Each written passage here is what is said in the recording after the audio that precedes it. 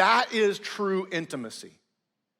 To bear one's self before another with no shame and condemnation, no immorality included. Again, this is not really a physical thing as much as it is a spiritual, emotional, relational thing.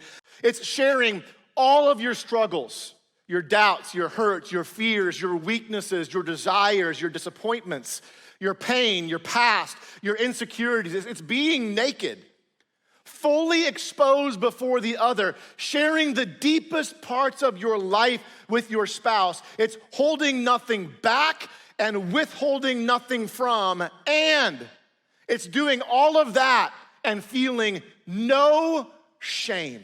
That's the intimacy that God desires for a married couple to experience. Fully exposed and yet feeling no shame. This is how God intended marriage from the beginning.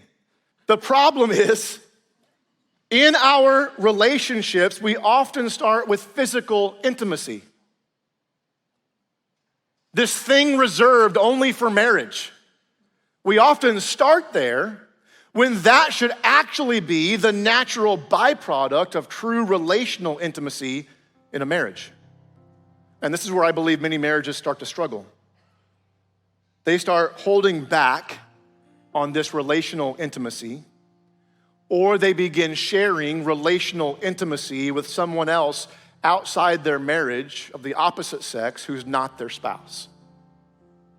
And when they do that, whenever you start holding back on things in marriage, it will begin to hold your marriage back. This is where most affairs are born. Most affairs don't start in the physical realm, they start in the emotional realm.